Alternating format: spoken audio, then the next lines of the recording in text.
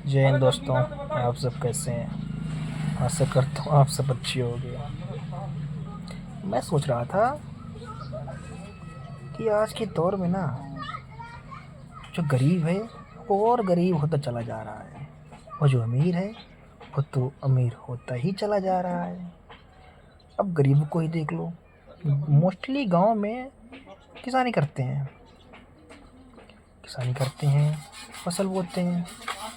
फसल जब बोते हैं तो बहुत लागत लगाते हैं। खाद हो गया, बीज हो गई, ट्रैक्टर का खर्चा, ट्यूबवेल का खर्चा, लेबर कॉस्ट और बहुत सारी, प्लस उनकी मेहनत भी तो है। सारा घर लगा रहता है, बट एट द एंड क्या होता है? उनकी सारी फसल खराब हो जाती है, क्योंकि बारिश हो गई, हवा चल गई, कीड़े लग गए, कुछ न कुछ लास्ट में हो जाता है। उनकी सारी फसल खराब हो गई। उन्होंने जितनी लागत लगाई थी ना, उसका 50% भी निकल आए तो बहुत बड़ी बात है। बट असली आमदनी किनकी होती है? बीज के दलाल होते हैं। किसानों से माल सस्ता खरीद लेते हैं और मंडी में महंगा बेच देते हैं। वो तो आराम से प्रॉफिट कमा रहे हैं और बेचारा किसान मारा जा रहा है ना। मुझे यहाँ तक याद है कि गेहूँ धान लमसम सेम ही प्राइस का चलता रहता है, कभी बढ़ता नहीं है।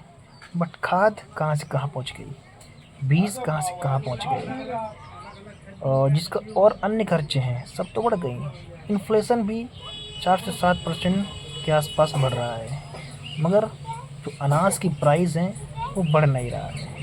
अब बेचारा किसान करे तो क्या करे? वो तो गरीब बनाया हुआ है ना, उसको थोड़ी कुछ कोई देख रहा है। अमीर सिर्फ अपनी जो प्रोडक्ट वो डिलीवर कर रहा है, जो प्रोडक्ट अपना डिलीवर कर रहा है सिर्फ उसकी कॉस्ट बढ़ा रहा है। यदि कोई उससे क्वेश्चन करता है तुम क्यों बढ़ा रहे हो, उसका एक सिंपल सा जवाब रहता है, महंगाई बढ़ रही है, टैक्स बढ़ रहे हैं, तो मैं क्या करूं? मैं क्या अपनी जेब से लगाऊं? उसकी भी बात सही है भाई। अपनी जेब से भाई थोड़ी लगाएगा, निकालेगा तो हम ही लोग से, जो कंज्यूमर है। बट किसान, उसकी तो जो अनाज का प्राइस है वो तो नहीं बढ़ रहा, वो तो सेम ही है ना। तो वो तो बेचारा मारा गया बिना फालतू।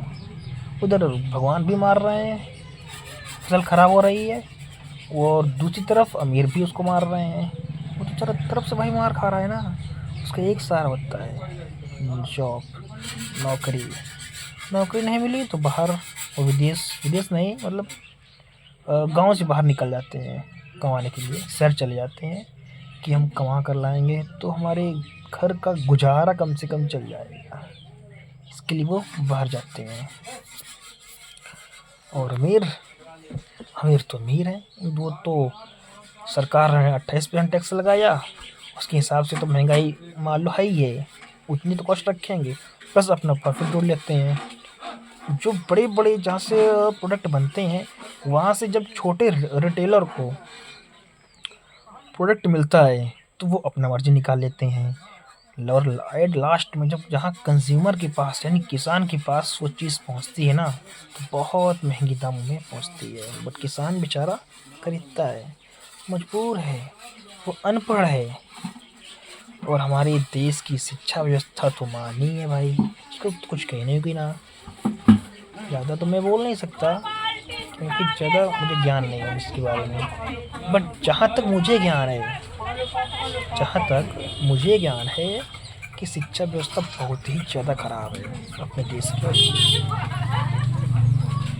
यहाँ की सरकार चाहती ही नहीं है कि गरीब का बच्चा पढ़ सके, वो शिक्षित हो सके, क्योंकि उसको पता है अगर गरीब पढ़ लिख लिया तो हमारा वोट बैंक बंद हो जाएगा, हमसे क्वेश्चन करने लगेगा, उस संविधान के बारे में जान जाएगा, अपने अधिकार के बारे में जान जाएगा, तो फिर हमको दिक्कत हो जाएगी, हमको फिर वोट नहीं देगा, है ना। सरकार भी बहुत चालू है। आपको कुछ मेरे वर्ड तीखे लग रहे होंगे, बट जो है वही है, सच्चाई है, इसमें कोई मेल नहीं है इसमें कोई मिलावट नहीं है। मैं जो बोल रहा हूँ अपने दिल से बोल रहा हूँ, इसमें कोई मिलावट नहीं है। ना मैं किसी का चमचा हूँ, ना मैं किसी की तरफदारी कर रहा हूँ। जो आज की रियलिटी है, इस समाज की रियलिटी है, मैं वो रियलिटी आप सभी लोगों को दिखाने की कोशिश कर रहा हूँ। वो भी नहीं है कि मैं क्लियर दिखा ही रहा हूँ, बस कोशिश कर रहा हूँ। बस मेरा टॉपिक आज का लमसम छोटा टॉपिक था, आज इतना ही था। नेक्स्ट वीडियो में एक अलग टॉपिक के साथ आपके साथ मिलेंगे। तब तक के लिए जय हिंद।